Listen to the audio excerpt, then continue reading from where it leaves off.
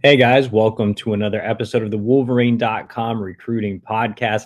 I'm your host, EJ Holland, and we're here to discuss another Michigan commit, this time in the 2024 recruiting class, as German defensive line prospect Manuel Beigel gave Michigan a commitment over the weekend, joining on 300 linebacker Mason Curtis for a two-man 2024 class. Michigan off to a hot start already.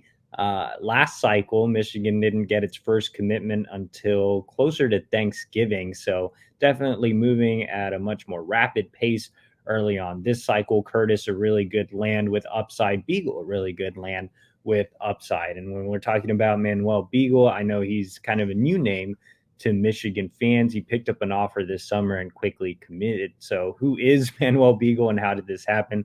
Well, first on how did it happen? We talked a little bit about it in the Americ Kumba video podcast. If you haven't listened to that, go give it a listen. But quick synopsis, Brandon Collier runs PPI Recruits. It is an international database and recruiting service for kids across Europe and several other countries. Collier brings over international kids every summer to the United States to compete in different camps at different schools around the country. And so Beigel had an opportunity to camp in front of Mike Elston at one of Michigan's on-campus camps. Really impressed him with his size at 6'5", 280 pounds, and 4.9 speed. Moves extremely well at that size. Again, it's not just about the 4.9 40 straight line speed. It's about his foot speed as well. He has a great background as a soccer player, and obviously they play great soccer out in Germany. So he's nimble on his feet. He's quick. He has a ton of upside. Obviously, he needs to improve from a technical standpoint. Doesn't have a ton of playing experience. Plays against lower level competition out in Europe. But the good news is he has 2 years to develop. I mean, he already is that ball of clay, right? You're 6'5", 280 pounds with 4.9 speed and a soccer background. I think that's a plus already. But he gets 2 years of playing high school football at the United States. Or in the United States. He's moved over to Connecticut. He'll actually play at Choate Rosemary Hall, which is one of the premier prep schools in the Northeast. So that'll give him time to really develop, get used to playing high school football at a high level. And so I'm excited to see what Manuel Beigel becomes 2 years from now. I think he's going to easily be a 300-pounder.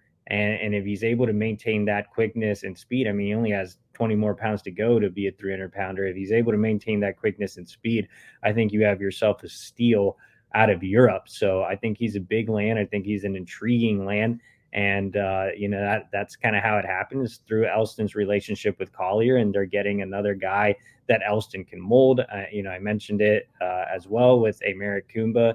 He's a guy with a ton of upside, and Elston is a great developer of talent and a guy that can identify talent. So taking Manuel Beigel early speaks volumes in regards to what Elston. It speaks volumes in regards to what Elston thought of him coming out of the camp.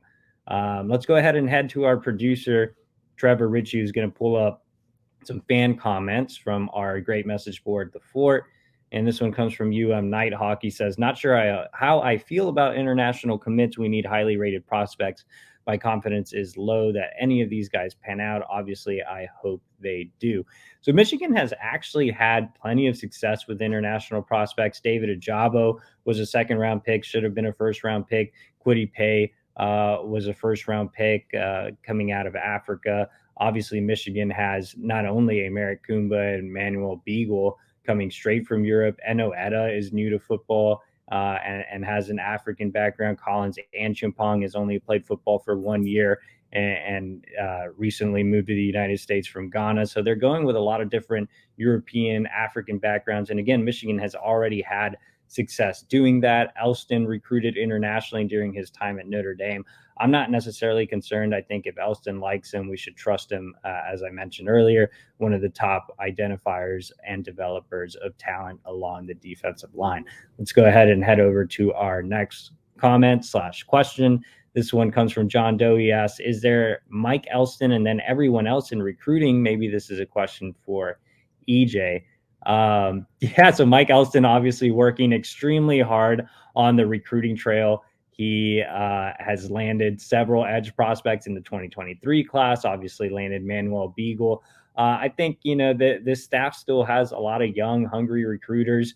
Steve Klinkscale, Ron Bellamy are guys that hit the recruiting trail really hard. New defensive coordinator Jesse Minter has been involved in a lot of these recruitments with Elston. So I think Elston's having plenty of success and should get a ton of credit. But I think the rest of the staff hasn't forgotten how to recruit, and I think you'll see more results from other position groups moving forward as the cycle continues to progress. Let's go ahead and head to our last question and our comment. This one comes from Rev the Man. Loving this pipeline. Lots of hungry upside kids.